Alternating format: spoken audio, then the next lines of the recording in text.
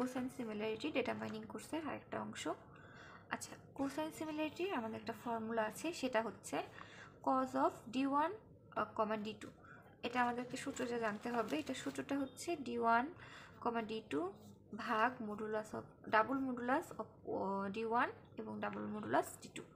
আচ্ছা, এটা কীভাবে বের করে? প্রথমে আমাদেরকে এটা বের করতে হবে, দেন এটা বের করতে হবে। এরকম যদি আরও থাকতো d3 d4 তাহলে সেটাও বের করতে হতো।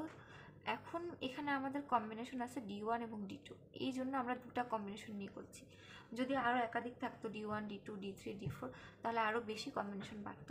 তাহলে d1 এবং d2 থেকে তো এইটাই করা যায় শুধু, যদি d1 d2 এবং যদি এরকম হতো ভ্যালুটা যে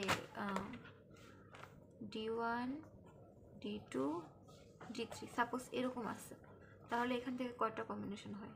d1 d2 একটা, দেন d1 d3 একটা, আরেকটা কি d2 d3, এই তিনটা।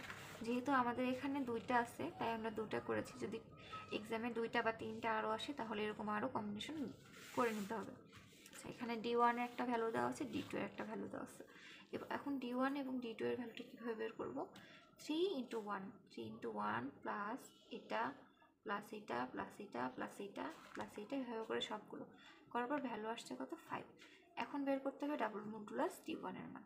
এটা বের করার সূত্রটা হচ্ছে d1 এ যেটা থাকবে সেটাকে রুট ওভার এবং স্কোয়ার করতে হবে। তাহলে 3 square plus 2 square plus 0 square plus 5 square plus 0 square plus 0 square plus 0 square, then 2 square plus 0 square plus 0 square, এগুলো করলে এই ভ্যালুটা আসে 6.84। এবং d2 এর ক্ষেত্রেও সেম, 1 স্কোয়ার প্লাস এগুলো বাদ দিয়েছি এবং 1 স্কোয়ার প্লাস 2 স্কোয়ার, এটা করলে এটা হয়। এখন আমরা সূত্র অনুযায়ী কী জানি? ফর্মুলা অনুযায়ী cos of d1 d2 is equal to d1 d2 then divided by d1 d2।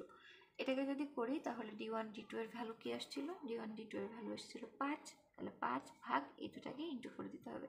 এই যে এটা d1 এর ভ্যালু আসছিল 6.84, 6.84 ইন্টু d2 এর ভ্যালু এসেছিল 2.449। এটাকে যদি কাউন্ট করি তাহলে আমাদের এই ভ্যালুটা আসে।